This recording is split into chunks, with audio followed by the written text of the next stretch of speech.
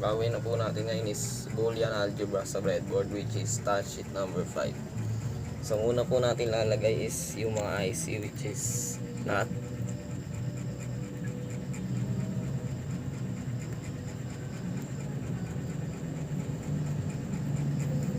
or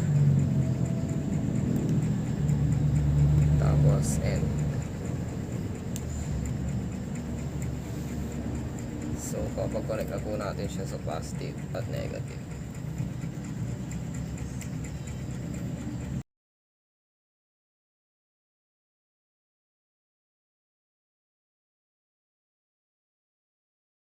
Yun naman po, i-connect natin ang power sa positive.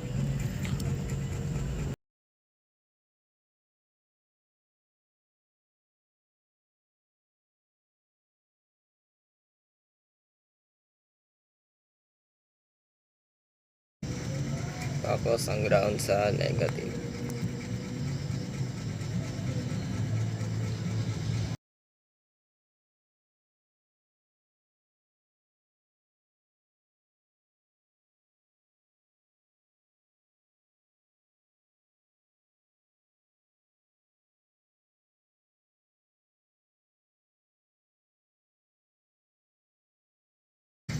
Ngayon naman po, i-connect natin yung tatlo nating side switch.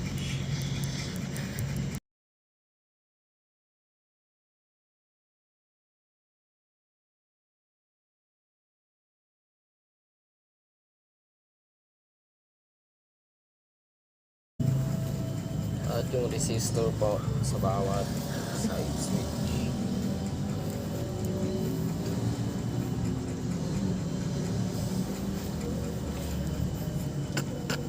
Lalagyan po natin ito ng negative.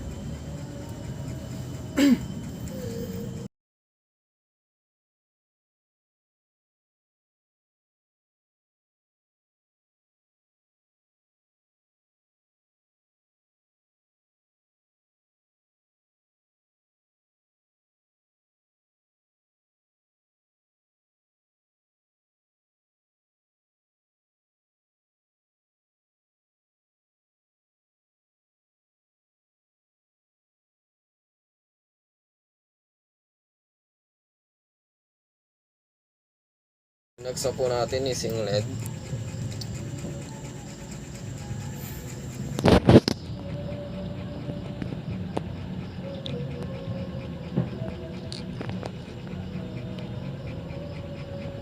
At lalagyan din po natin ito ng resistor.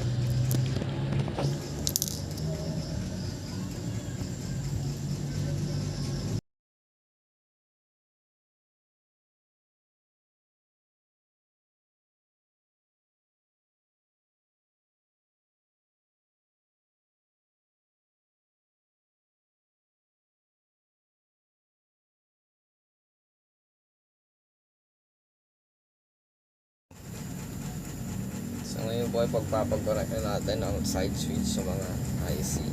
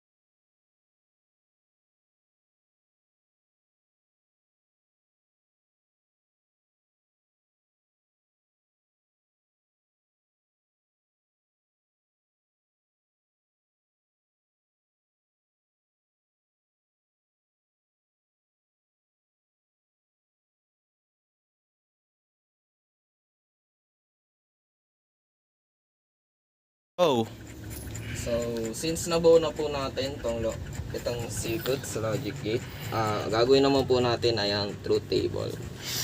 So, ito po, no? 0, 0 po siya. Ito po, 0, 0.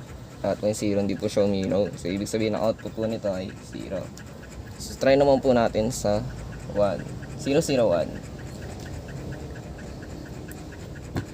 So, sa 0, 0, 1 naman po, hindi po siya uminaw, ibig sabihin 0 din siya. So, try naman po natin sa 0, 1, 1. Yan. So, you can see po, umilaw po siya. So, ang output po nito ay 1. So, try naman po natin sa 1, 0, 0. Umilaw din po siya. Ang output po nito ay 1 din. Yan. Umilaw. Try naman po natin sa 1, 0, 1. Yan. Umilaw pa rin po siya. So, output po nito is 1 din. So, try naman po natin sa 1, 1, 0.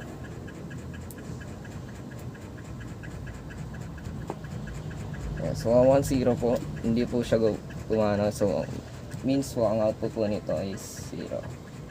So, try naman po natin is 1 lahat.